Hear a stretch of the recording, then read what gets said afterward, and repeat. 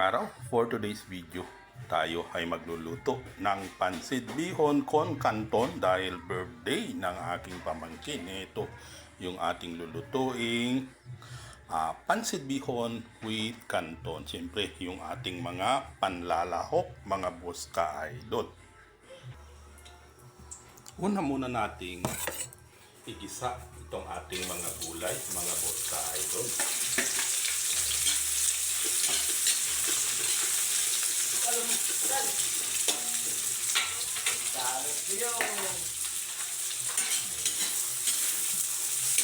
Balikan kutsa lang muna natin ng half cook kumbaga. Kasi itatapis natin mamaya pag tayo ay maluto na yung ating bihon con canton. Siyempre, sunod din natin itong ating mga boss ka-idol.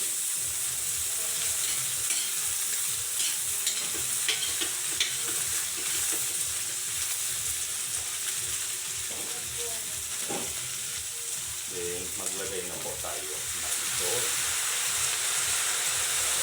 Tama naman na yun.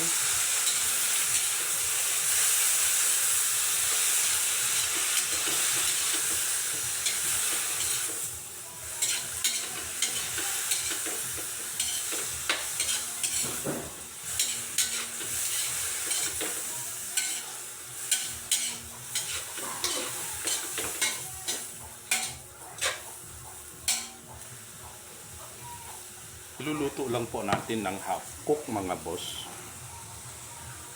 Ayan, hanggain na po natin mga boss ka-idol.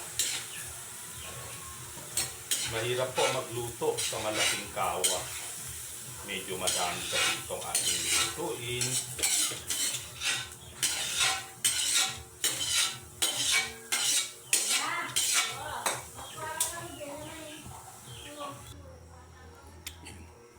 Tayo ay mag-isa na po.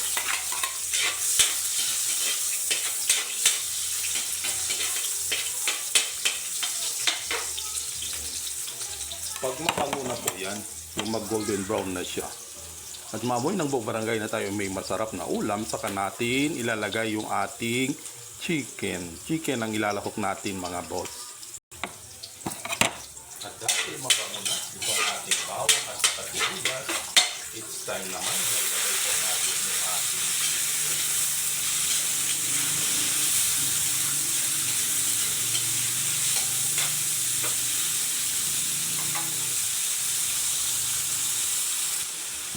hindi lang po chicken ang pupwede sa ating ilulutong bihon con canton. Pwede rin po ang beef o kaya'y pork kung gusto nyo. Pwede din po ang atay balon-balunan, hipon o kaya'y isda. So pwede po. Pero yung isda na gagamitin natin ay dapat yung tambakulbak o yung tulingan para himayin. Maganda po ang hibla. Yan ito. Maglagay na po tayo ng soy mga boss ka-idol. Magdagdag na lang po tayo mamaya pag kulang. Sisimmer muna natin na ganyan hanggang magisa po yung ating chicken. Pag ganito na po na magigisa na itong ating chicken, ay pwede na po tayo magsabaw mga boss ka-idol.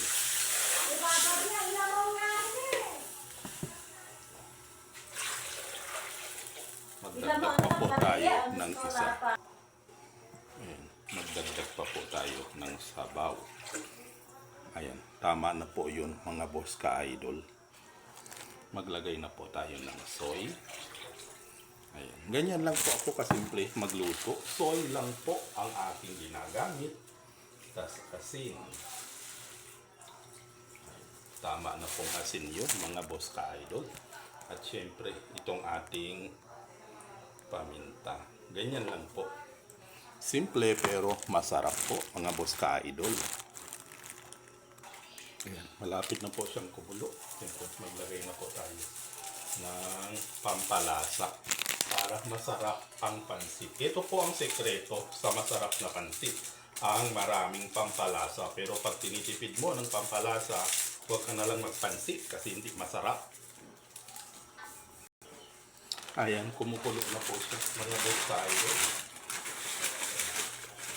Lagay na po natin sa ating mga bihon.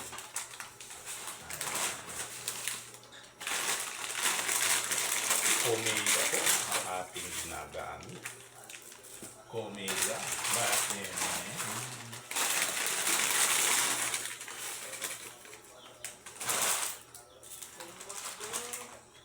ganyan lang po mga boss kaidol. Hayaan lang muna natin upang ma-dissolve po yung ating bihon. Ayan na po. Unti-unti na. Ayan. Nadi-dissolve itong ating bihon. Siyempre pag ganyan na, ilagay na po natin itong ating kanton. Ayan, may papel pa.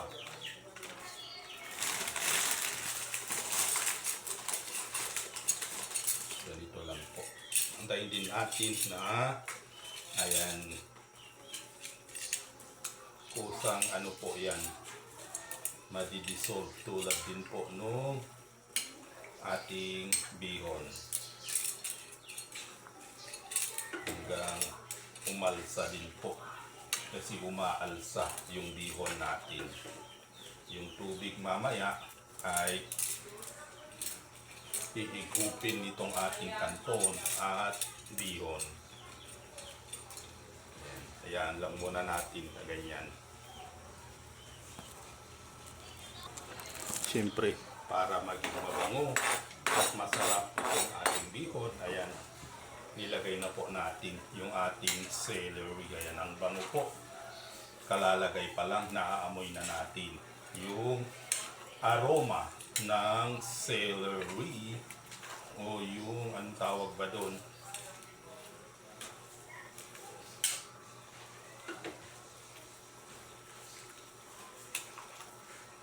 Basta celery, yun ang nasanayan ko. Kinchay o anong tawag. Ayan. Ayan mga boss ka-idol.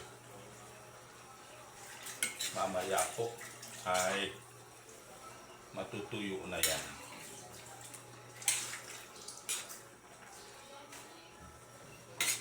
Ganyan lang po. Apakasimple ng ating pamamaraan ng pagluto ng pansit. Ayan. Kung ano pamamaraan nyo, share nyo naman mga boss ka-idol. Pa-share po sa comment sa baba itong aking video.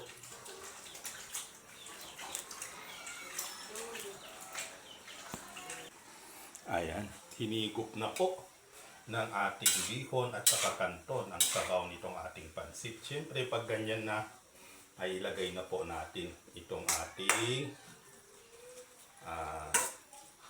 ginisang gulay. Ayan, ito po yung unang ating nigisa kanina. Ayan. Siyempre, haluin para maghalo-halo po itong ating pancit para masarap po siya. O, diba? Ganito lang po kadali ang pagluto ng pansit. Ayan.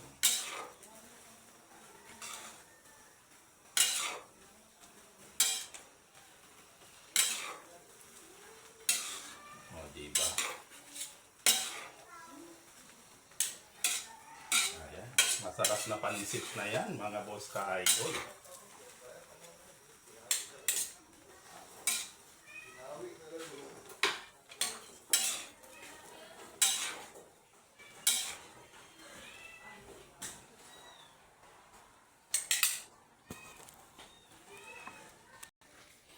Ayan, luto na po itong ating bihon, mga boss ka-idol. Bihon con canton.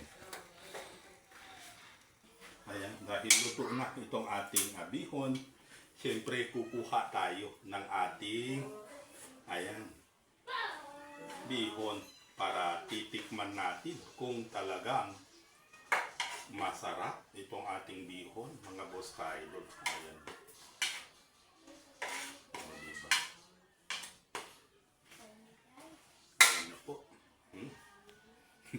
Ito na po ang ating pansit bihon. Simple man, pero ang sarap mga boss ka-idol. Hanggang dito na lang po. Maraming salamat sa pagpanood. Magandang araw!